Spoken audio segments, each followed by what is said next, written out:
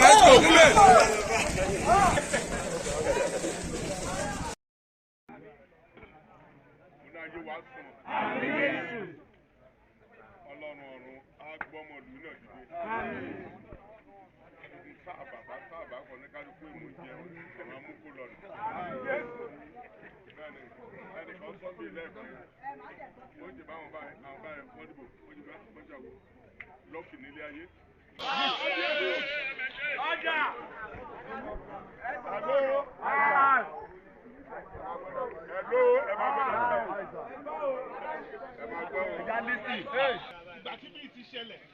Mo ti lọ bá bàbá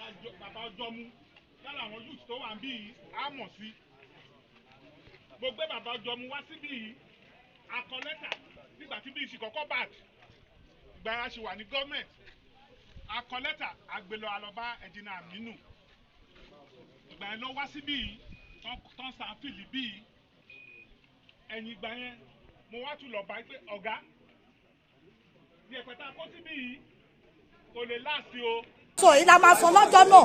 ibi báyìí la ti gbé bẹ́ẹ̀ lọ́pọ̀lọpọ̀ márúwá tó yẹ kó tó bá ti kó pásẹ́ńjà báyìí ibi márúwá máa ṣí táyà sókè báyìí ká máa fọwọ́ gbé wọn síta yìí ẹ jọ̀ọ́ kọ́ bá wa wo títò Ìjẹ̀bú yìí bí tó bá tẹ̀ bá wa ṣe sí kọ́ bá wa ṣe sí àwọn táwọn akẹ́kọ̀ọ́ à ń tíráì là ń rọ́jú ni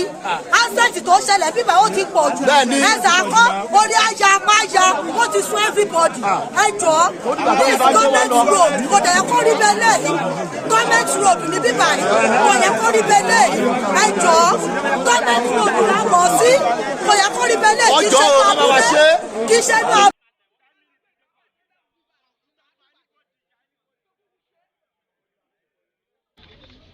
Everybody here. Ní ìsàlẹ̀ tí báwọn youth Òkè Ìjẹ̀bú sọ̀rọ̀ bí wọ́n ṣe mú ìrònú àwọn ìbọn ṣe block road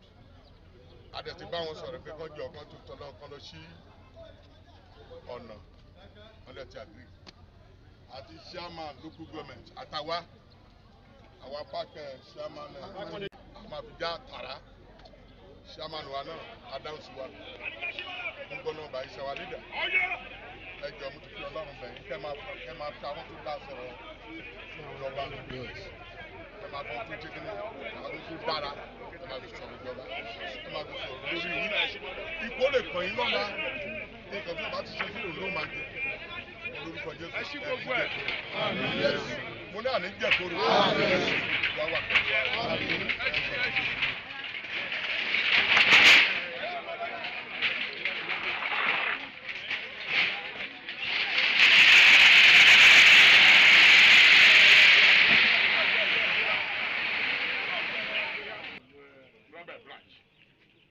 Bàtà ń yá à ń ṣe àbí àkànjẹ ìjọba yẹn wọ́n lè tún máa sọ gọ́ọ̀mẹ̀ntì á dáhùn olùwà ṣe ń bẹ lọ́rùn mo ní gọ́ọ̀mẹ̀ntì máa dáhùn sí.